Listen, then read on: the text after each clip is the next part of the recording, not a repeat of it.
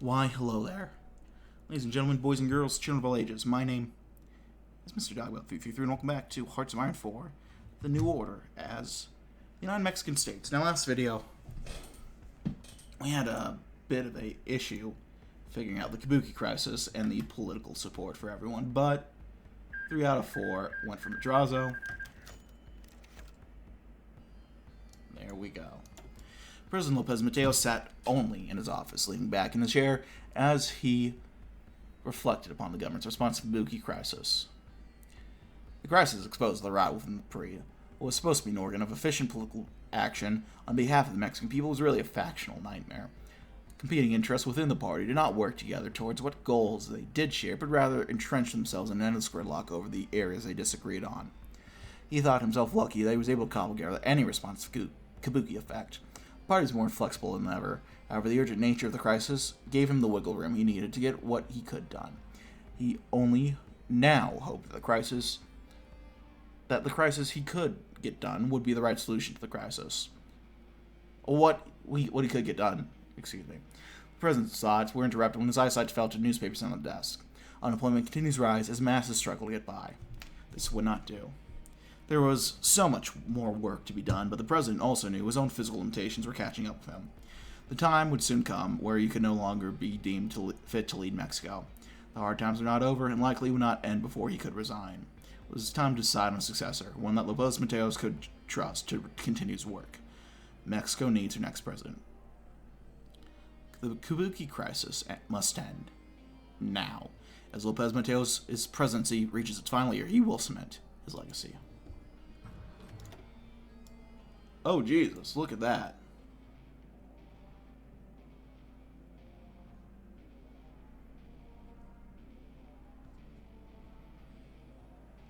So we have a whole new tree now. Look at that.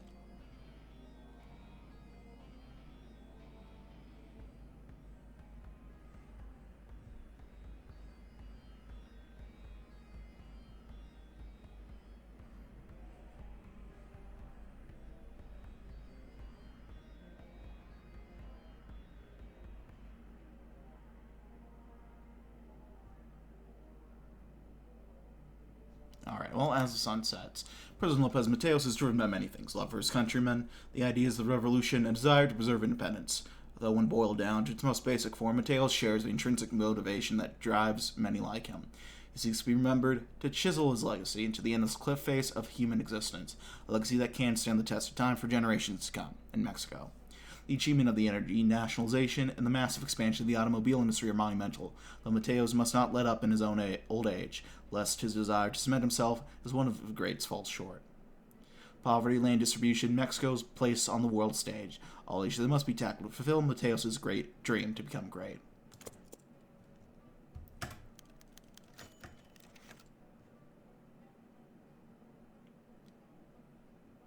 Oh, do they have a little... Oh, look at that. The Nava movement. Mass protests led by Salvador Nava, failed candidate for governor, have crippled the capital city of San Luis Potosi. Nava, former premier turned independent, has used the fear and economic dislocation spreading from Japan through the so-called Kabuki effect to rally supporters behind his claim of electoral fraud. His broad coalition supporters, spanning from his Potosino Civic Front to the far-right Synarchists, now spill out of the city to block critical federal highways connecting Mexico City and our northern states. As the chaos severs Mexico's national supply chain, the claims of economists and pre-hardliners align. Nava's barrier must be shattered to stave off an economic disaster and resurgence of the nation's reactionary right.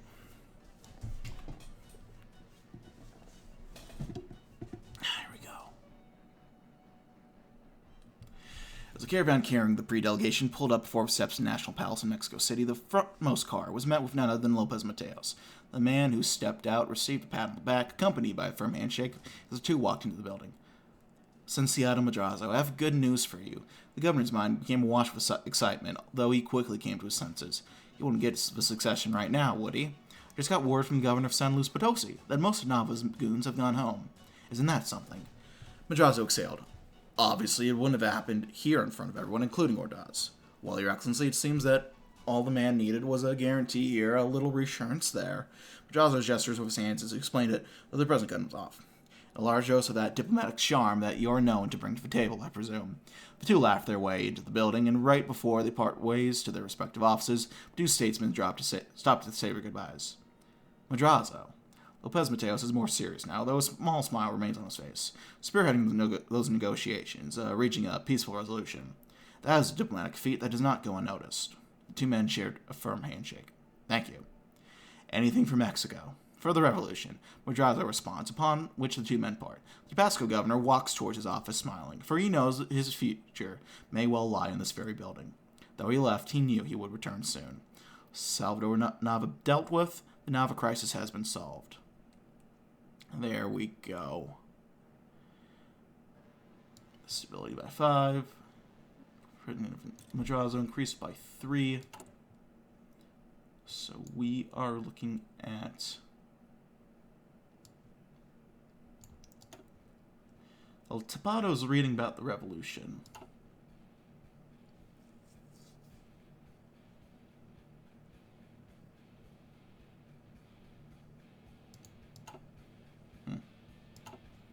There we go.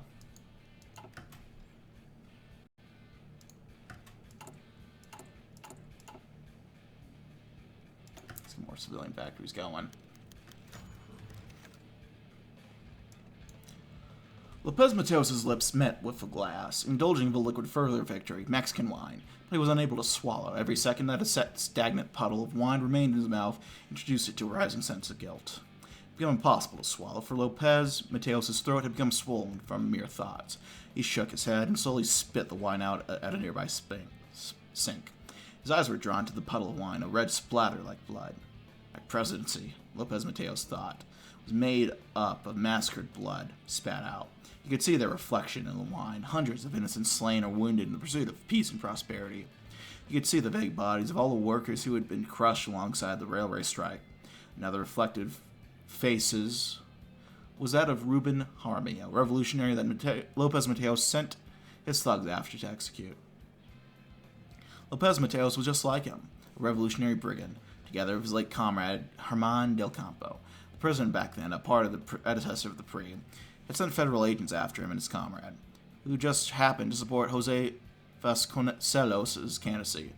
Herman was slain just like Jaramillo, but Lopez Mateos survived. Lopez Mateos lowered himself over the sink and prayed in silence. I never wanted this, and neither would he have. Maybe nobody has. Fate corrupts the dearest of us. Ouch, shit.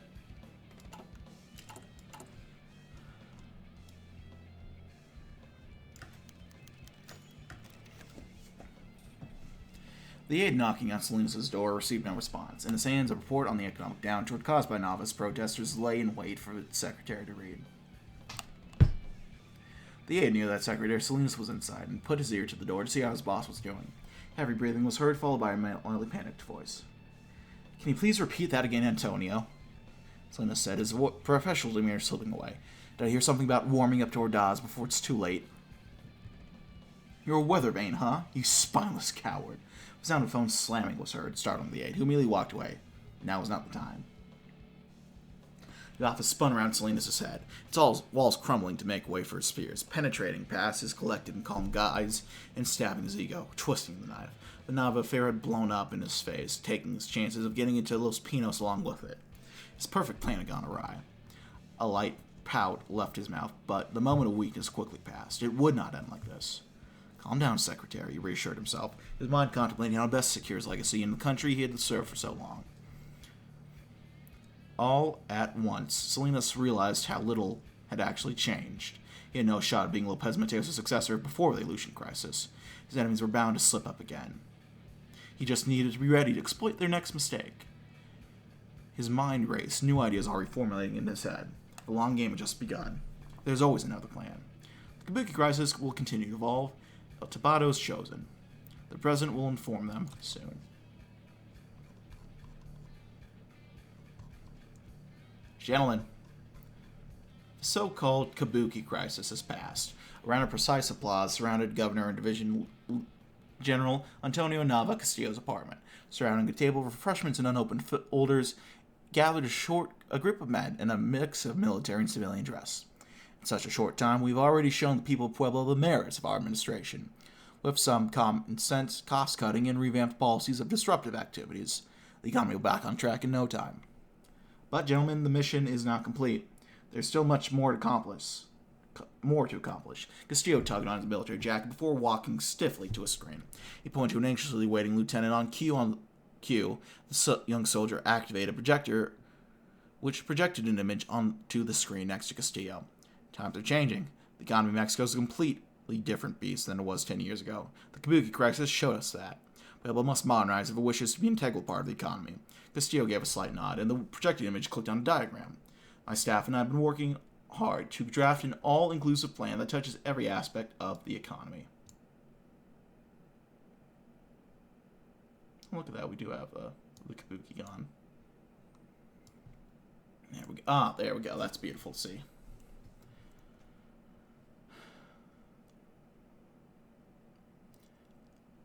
My staff and I have been working hard to draft an all-inclusive plan that touches every aspect of the economy.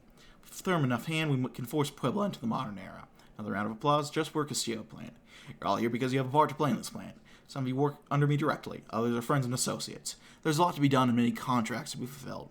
I'll need these jobs done only by the men I trust most, and of course you will be paid for your hard labor. Castillo smiled and waited for another applause. The men laughed and cheered to a promising future.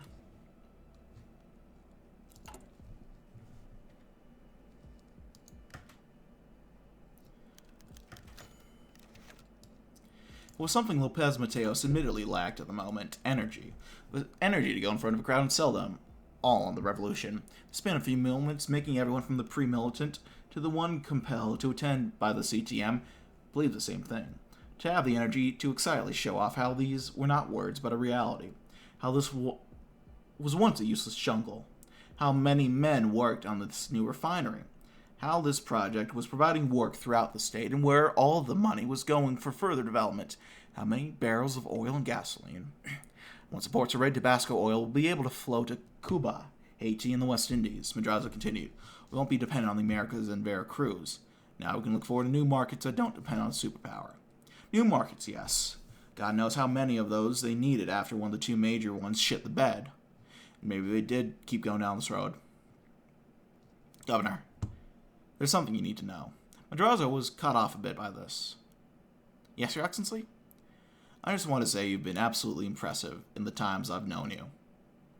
These have been some of the hardest past few months I've honestly had as president. I thought I was the only one who sometimes felt the revolution could pull through. But you were one of the few who really knew how it could. Now, I know the federal district is much different than Tabasco, and there's still a lot you need to know. But maybe you're just what they need. You can't win every battle, but if you pick and choose, you can change a nation for the better. Thank you, Your Excellency. Carlos, you're the one.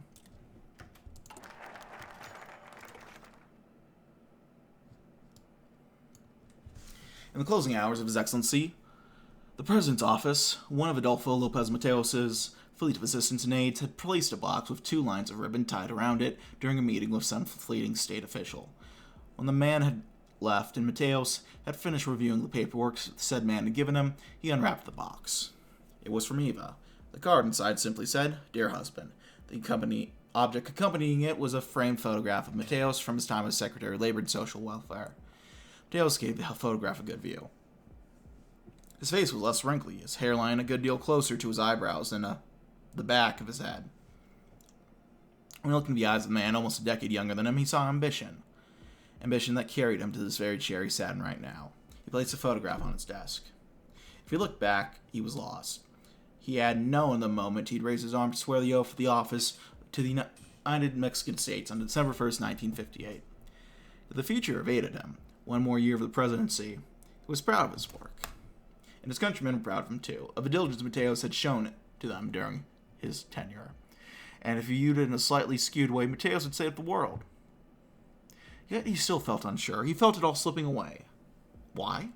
An invisible evil presence hid in his thoughts, a presence he wished he could confront and defeat. Mateos feared it, fearing that if he had turned to see what he dreaded most, the only thing he would see would be his own eyes, his own face. That would not do. He called an aide to bring coffee and for a political advisor, whichever was closest. There was work to be done, old wounds to be sewn shut. Mexico awaited the breath of fresh air that was promised at every 6 years on December 1st. Yet they barely knew the name of the man that would replace his own, what that name represented and how much it would change their lives. Mateos, the president, did not have much time left. He would be damned if, in a year from now, Mateos, the man, regretted that time being wasted. The final battle begins. The identity of El Tapado revealed. The battle for the nation decision category has been unlocked.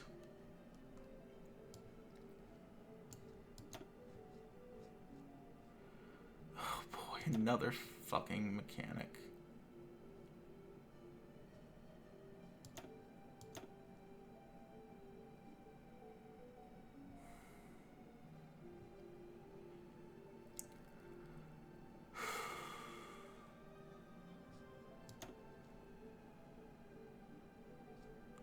Okay, what does this mean? Legacy of the great human president, construction of El Tapado, perception of El Tapado. All these are vital actors for El Tapado, secure before the beginning of their presidency, and the president must do all he can to ensure this happens. Raising legacy, perception, and construction above 60 will ensure a peaceful transition of power upon the next succession. Yet above 80 will secure El Tapado as the next great statesman of the United Mexican States. Raising these variables is done through the campaigns. To activate a campaign, a lever must be pulled. Once there is 5 preparation for that campaign. Once the lever is pulled, 5 of that campaign's variable will be generated upon the completion of a focus. However, completing a focus will also subtract free preparation from a random campaign, active or inactive, allowing campaign's preparation to hit 0 to deactivate it, forcing preparation to be built back up. What the fuck? Vote pre-1964.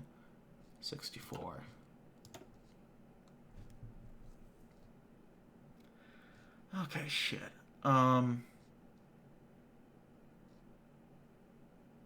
Let's relive the smiling face. Buzz Mateos' mighty finger, El Didazo, points with clarity and finality to a successor, a revelation of the utmost importance to Mexico's political classes. But El Tapado does not yet command the attention of the public, which remains focused on the fallout from the twin Kabuki and Nava crises.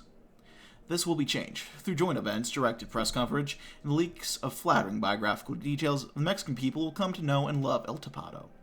His vision will be packaged in appealing morsels, and his qualifications drilled into every mind. When June 5th arrives, every citizen will know the foremost name on their ballot. When December 1st arrives, they will recognize their new president's authority. Well, there we go.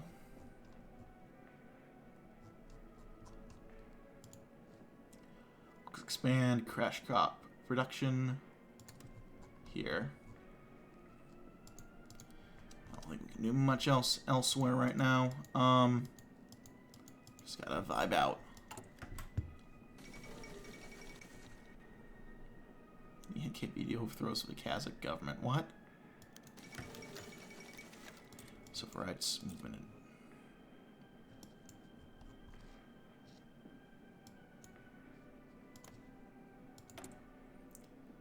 Yeah, look at that. Huh. Where once there was a road, there was now a murky, brown, eddying torrent of water, lurching forward like a dying beast. Within its depths along the surface, the pieces of towns and villages floated in bizarre piece. Logs, paintings, bodies, and even whole homes ripped from their foundations. Gray clouds rolled in the sky with a trickling rain, reminding those under them the flood was just the beginning. A few people looked out the windows, barely perched above the water, desperately, fruitlessly holding back the tides. A few lay on the mountainside with nothing to their name but soaked clothes and the assurance of loss. Alongside the great stream were husks of buildings, many of their occupants long ago having fled, whether into jungles or mountains or simply higher areas within the decimated village. The church atop the hill hung over the town as the only building unaltered. The villagers thanked God in the Virgin for that. Beyond that village, across mountains and forests, the great streams continued, expanded and thinned, and grew again. Many boats traveled along it, some intended vessels, others simply pieces of wood.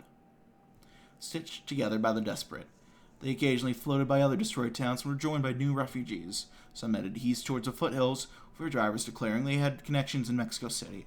Others were swamped via Hermosa, or other cities to beg amidst the ruins, beseeching long-departed politicians for succor. The southeast is sinking, and Mexico City must raise it, lest other things besides water begin to saturate the heads of the region's people. Yet not a drop to relieve their suffering. God.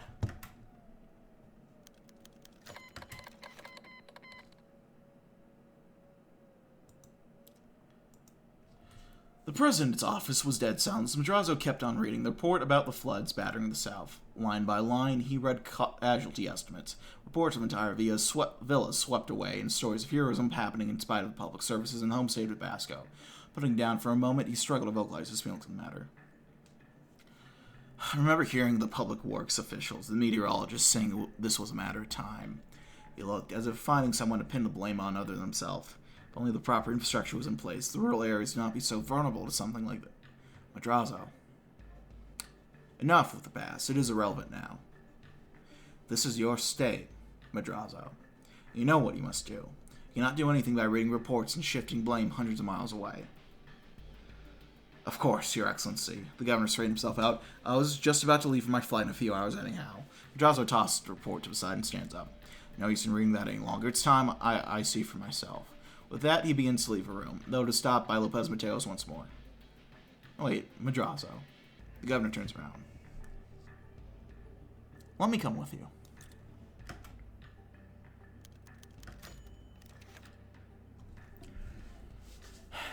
As a day breeze swept through the ruined town and over Madrazo's face, he could almost hear the cries of those who once called the villa home. Swept away in the annals of history. Behind him lie dozens of excavators, dump trucks, and cement mixers. An army wielding concrete and wood was set on rebuilding the rural Tabasco town stronger than it ever had before. His moment's silence was interrupted by a group of his constituents, the remaining residents and their relatives. Governor Madrazo, a moment of your time, please, if you don't mind. The old man that stepped forward bore a look of loss, Madrazo thought to himself. A kid, maybe. Of course, sir. We knew you would have come through for us eventually, in the form of food and water, maybe. But this is simply astounding.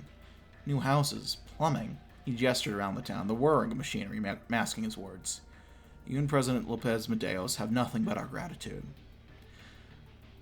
Madrazo graciously accepted the man's sentiment, and the same situation repeated itself all across the day's tours through Tabasco's townships. Returning to Villa Hermosa, he picked up a newspaper on the way to his nightly study. Relaxing in his chair, he read the headlines. Tabasco to return, stronger than ever, thanks to Madrazo. There we go. Civilian austerity is over. How's our economy shaping up right now? Very nice. Let's pay off some debt.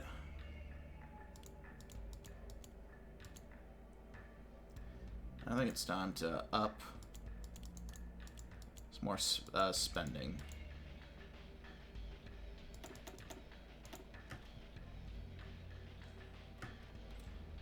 Probably do military austerity, but we'll go for military austerity. Not like we're losing much there.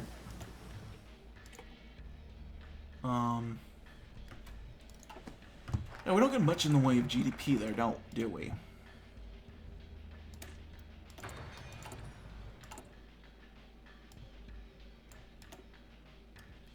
so we have no coins yet.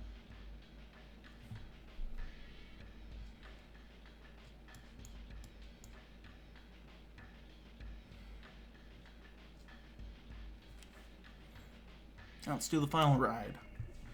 As high noon fades into the twilight of Lopez Mateos' sexennial, the shadows grow too long. The president held himself to be leftmost within the Constitution in an opportunity to reinvigorate the ebbing revolution. Perhaps the strictures of the party were too tight, and perhaps the man too flawed for such a monumental task. Necessary not Mexico's great hope leaves a trail of corpses behind him. But that cannot be his sole legacy. In his last year, Lopez Mateos will couple social reforms with efforts to soften the priest's heavy hand. Political prisoners who no longer pose a threat will walk free. Enemies will be co-opted rather than crushed. Perhaps that will be enough to exchange a black cat for a white one on this last ride.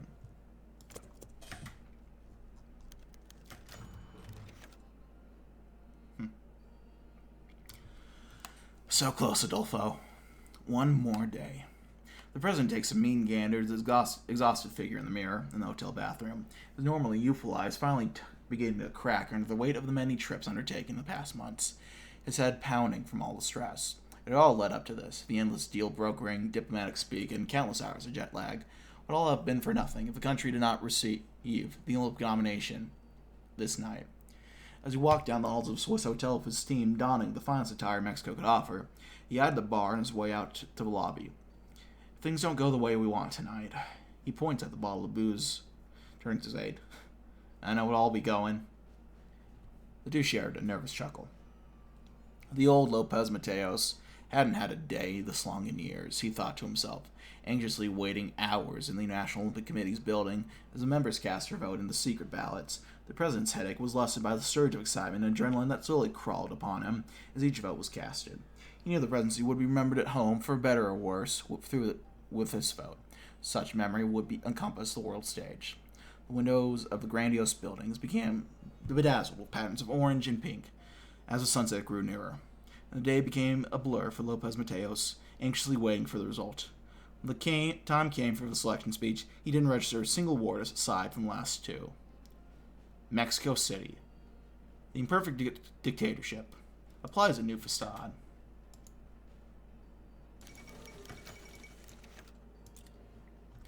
So the fires of revolution grow ever more in the face of uncertainty, that the torch of justice that Mexico provides shines brightly in the darkness of imperialism, national socialism, and the likes of global poverty, hunger, famine.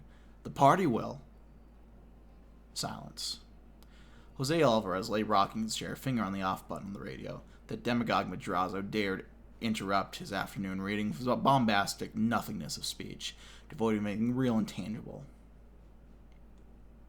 Jose tried to read once more, but couldn't let the thought out of his mind. What thugs those men are. The same thugs that burned down his grandfather's store, the same thugs that forced him to leave Veracruz, now have the gall to preach to him about matters of justice. Why must they always come back to haunt him instead of leaving the hardworking people of Mexico alone? Revolution this, imperialism that, all tools meant to get people to give their hard-earned dough to the man up top, where there was justice for his family torn to shreds by the gang of revolutionary hooligans. He continues rocking back and forth, eyes staring at the wall, before darting to Maria in the corner. Don't ever listen to the politicians, you hear me? Thieves and fools, the lot are, nothing else. Yes, Father, of course. I'll see if we can finish. Let's see if we can finish this, but I gotta. It's past 1 a.m. It's about time I end things. The timer went off anyway, so it's about time. Thanks always for watching the gang. Like if you liked, dislike if you didn't. Leaving comments or feedback down in the comment section below. I read all the comments I get, and I do appreciate any feedback you have for me. Check out my various links down in the description box below. Leaving comments or feedback down in the comment section below. I read all the comments I get. I appreciate any feedback you have for me. And yeah, I'm going to leave things there for now, but thanks always for watching. I'll see you all in the next video. Bye-bye now.